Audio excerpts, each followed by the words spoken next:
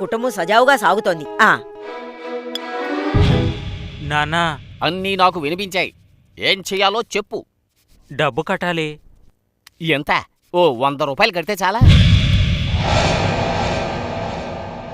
200 కట్టాలా? అంత డబ్బు నా దగ్గర లేదు బాబూ. ఏంటి వేళకోళమా? ఎంత కట్టాలి? 1,25,000. ఇది నీకు వేళాకోళంగా లేదు? వెళ్తే వెంటనే ఉద్యోగం వస్తుంది.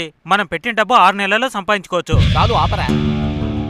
డబ్బులు తీసుకెళ్తావు, వెళ్ళిన కొత్తలో కొంచెం డబ్బు పంపుతావు, తర్వాత నాకే చాలేదంటావు.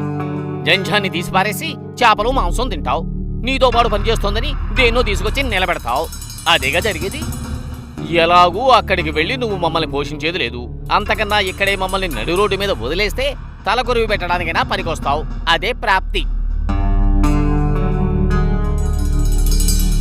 పళ్ళెం చేసే శబ్దాన్ని బట్టి ఎంత చిల్లర పడిందో చెప్పేయగలను. మంచాన పడితే పైసా ఇచ్చే గతి లేదు. అలాంటి బతుకురా ఇది. ఏదో గుడిమాన్యం అవడం వల్ల ఈ ఇంట్లో ఉంటూ రోజులు నెట్టుకొస్తున్నాం. 1,25,000 ఖర్చు పెట్టి అక్కడికి వెళ్ళి చెంచడానికి బదులు ఖర్చు లేకుండా ఇక్కడే చెంచొచ్చు. ఓ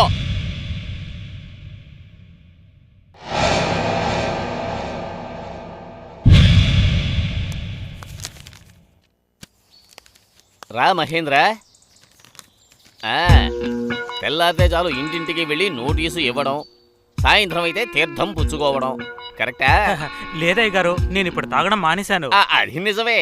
కటింగ్ కొడితే అది తాగుడు లిస్టులో చేరదు, అంతే కదా?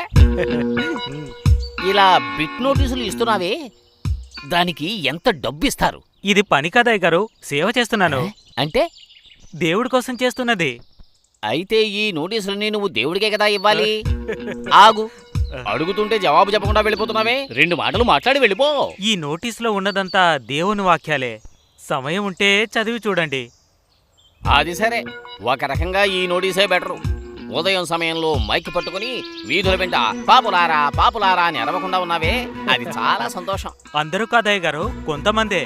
సరే, తెలియక అడుగుతున్నాను, మీలో పాపాత్ములు ఎవరూ లేరా ఏమిటి? ఈ ప్రపంచంలో ఉన్న వాళ్ళంతా పాపాత్ములే అయ్యగారు. మమ్మల్ని కలుపుకునే చెప్తున్నాను. సరే, అది వింటుంటే నాకు చాలా డిస్టర్బ్డ్ గా ఉంది.